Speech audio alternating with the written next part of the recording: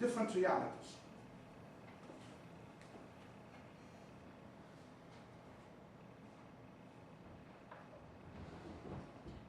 Again, I'm not going to go farther into this because it's for the sake of time. The word Qur'an itself means to read or recite. So this is where the word comes from. And what does the Qur'an call itself? Meaning different attributes given to the Qur'an, different names. The Qur'an within its pages calls itself or defines itself as the recitation 73 times, because it's a book that's expected to be read. It calls itself Al-Kitab, the book, 77 times. Al-Furqan, the criterion, distinction. It's expected to help Muslims distinguish between what is right and what is wrong. It's called Ad-Dhikr, remembrance, narrative. It is a book that is expected to help us remember God. It's a book that is filled with narratives, with stories, full of stories. And Tanzil, revelation. Muslims believe that the Quran was revealed to Prophet Muhammad. And I know Muslims like us to say, Sallallahu Alaihi Wasallam, upon him be peace. I will not keep doing it only for the sake of coherence and focus, because not many people are familiar with that term.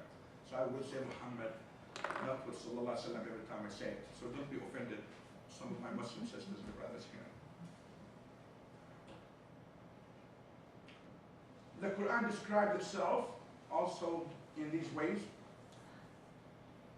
O mankind, there has come to you a good advice from your Lord and a healing for the sickness of the heart and a guidance and mercy for the believers. So it's a book that's expected to give us spiritual guidance, moral guidance on how we behave and how we act. Muhammad described the Quran, that's what S-A-A-W means, Sallallahu Alaihi Wasallam. If I want the long version, I say Sallallahu Alaihi wa ala alihi wa sallam, may the peace and the blessing of God be upon him and upon the people of his house, Ahlul Bayt in Arabic. The Quran is either an evidence for you or against you, as Muhammad described it. That is to say, take it seriously, read it, apply what is in it.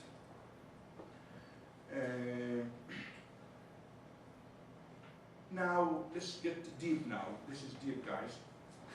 The procedure of revelation. How did this book came about? The first thing I would like to say is this concept of wahi, revelation, wahi, or aspiration, inspiration.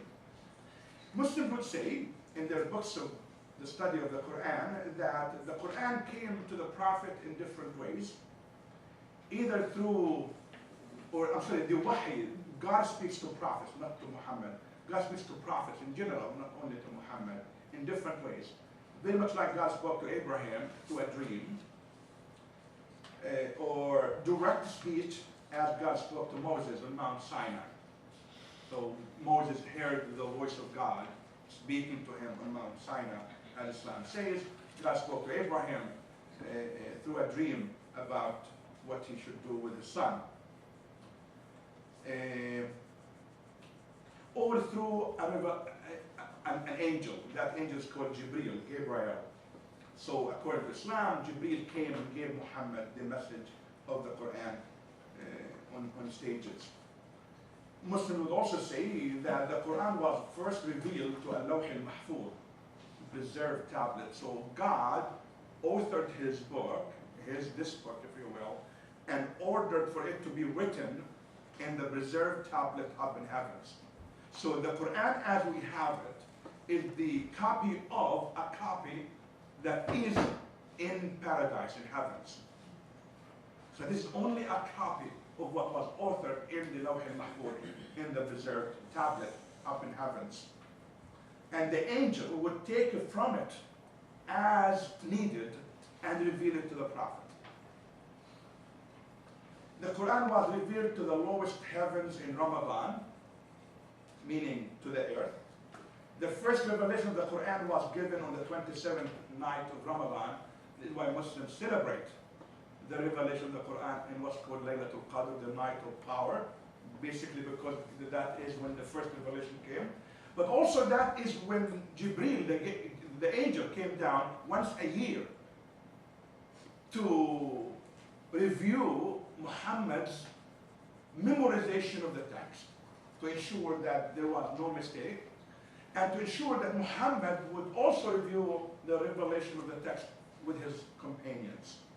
So it was a vigorous process throughout the year, once a year, and throughout the 23 years. The Quran was revealed gradually and on stages over 23 years, 13 in Mecca, 13 in Medina. What's the difference between Meccan verses and Medinan verses?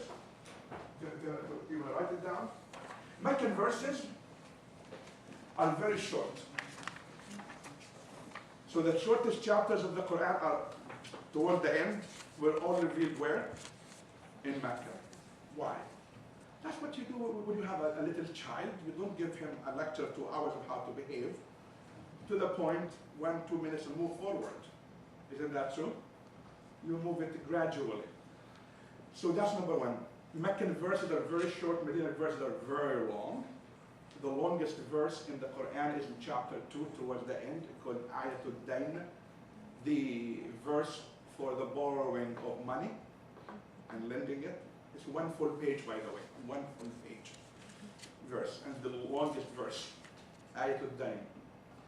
It's quite interesting because it says whenever you borrow money, you have to document it.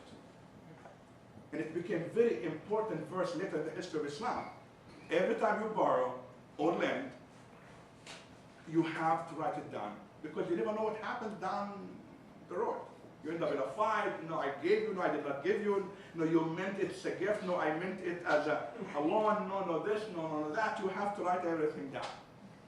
This is why Muslims later in history established this concept of dawaween, the bureaus, the different bureau for the documentation of different things, to write down everything. Not only that, Muslims, we said this last month when we spoke about hadith, this science, the science for the study of the narrators of the hadith, the largest of which is almost 40 volumes. It's about 70,000 men and women from the time of the Prophet till almost 200 years after the Prophet. About their lives, what they ate, where they ate, what they spoke about, how they dressed, what they, their wife, their husband, their children, their morality, their ethics, their way of thinking. Amazing, amazing reality. People documented everything. From day one, people learned to document. So you have this. So the second difference is that Meccan verses, we spoke about that earlier, Meccan verses don't address halal and haram. Medinan verses do.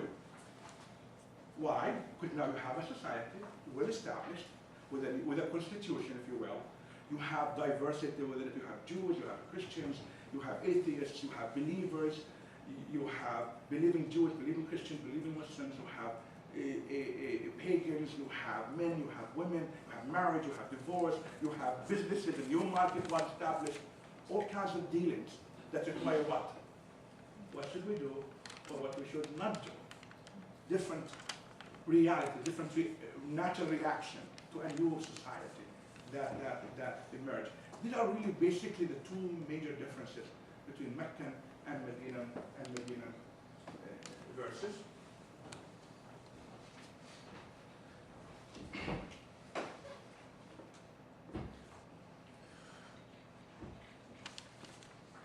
For the sake of time, we will move forward with this to get the big stuff about specific values and paradigms on gender, on women, on society. These are basically a few slides about how Muhammad was given guidelines from the angel of how to deal with those verses. In terms of the revelation of those verses, Muhammad did not decide what verse to put where on his own. People think that way, by the way. It's not. People think that way. But let's say the angel would come to me, it's not nothing to Muhammad, so I don't want anyone to misunderstand me. I say, Muhammad, I just revealed to you this verse regarding whatever it is, divorce. Put it in chapter 2, make it verse 33. Then Muhammad would go and review that memorization with his companions to make sure that they put it in their minds in that order. And he would have them recite everything in front of them. And we would say, Imam, that sounds sort of impossible. It's not. I had to memorize the Quran to become an Imam. And that's exactly how they trained us back in Jordan 20-some years ago. Basically, to memorize the Quran from at the beginning of a chapter to the end of the chapter, from halfway, from anywhere. How would they review your memorization? You sit with a group of, in my case, 3 people, tough old men, and I'm a young kid, 20 years of age. And he would say, read from where it says, and God said, say. What? And you have to know where God said and God said, say. And suddenly there are 3 of them, or 4 of them, or 5 of them. And you say, well, do you mean the one in chapter Joseph? Yusuf? No, I mean the one in the one next to it. So you have to know what is the chapter that comes after it. This is exactly how they help us memorize stuff. And so in some cases, the verses are very well known, so you can easily tell it comes from chapter 13. This is not difficult, by the way. I was on YouTube the other day, and there was a wonderful Iranian girl who was 8 years of age. She knows the Quran by heart. She was reviewed and tested exactly in this very way. She's 8 years of age, she knows it by heart. So it's not difficult. Don't say it's difficult. It is a very easy discipline. So the revelation would come, write it this way, memorize it this way, and people would go. Memorize it this way, but also write it this way. Muhammad had a seal, like a ring, that, by the way, the copy of it, the same one is in Turkey. If you ever go to Istanbul, you have the seal of the Prophet, you can see it. Or you do it online, image of the seal of the Prophet, you can see it, by the way. Anyone ever saw it? No. No? You're in trouble. Background. Well, Google it when you have the time. It's a beautiful seal that he would seal every copy that became a copy of the Quran. Now, once a year on the 27th night of Ramadan, that would also happen. Jibreel would come and would review everything that was revealed up to them. Then Muhammad would review it with his companions that night as well to make sure that things are not changed. And Muhammad had 19 very well-known ascribers called pbuh who would write down the revelation. These are very well-educated, smart, intelligent men and women who used to write and used to write the revelation that came down to the Prophet.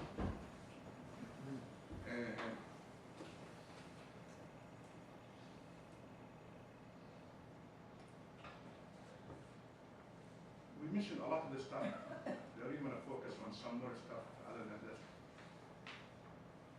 The memorization, the transmission.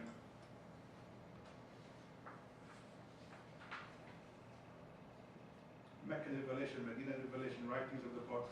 Now, the Quran was written at the time of the Prophet on these types of tools, from shoulders of laid bones to pieces of wood to palm leaf stalks or leather made of, like, from deers, mainly deers actually, but also other type of leather or skin. Then later, after Muhammad died, something happened called Jama', where all of those different writings that were in the hands of those 19 people and many others came together in one place. That's called Jama', brought it together. Then later, of course, a committee was established for making sure that nothing is lost in the maze of trying to put it together.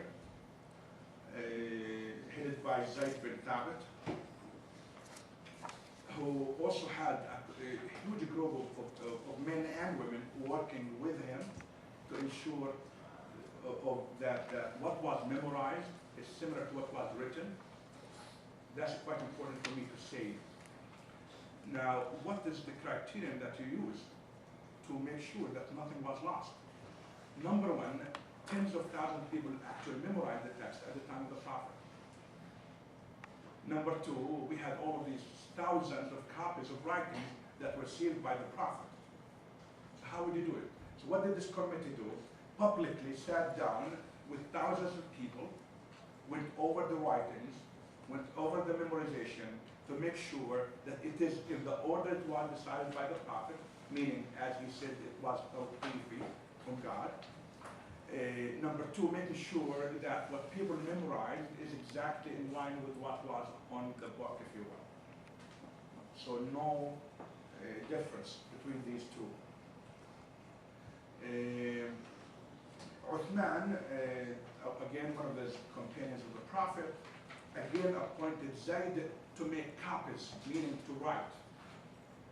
And he said, he made a declaration, a proclamation to him, that no one had the right to copy the Qur'an on his own or her own. Why? If you end up writing your own book, the Qur'an, and going to your own tribe, you are a human being, you can make a mistake. And if we have no way of checking what you write, and you write it on your own, this book will become the Qur'an in 20, 100 years from then. So they were as careful to make sure that no one plays game with this revelation, no one plays game with this book. It does not, you do whatever you want, you say whatever you want, you write in whatever way you want. It has to be agreed upon, decided by the community, based on the Prophet's recitation, memorization, and his own signatures. And his own signature.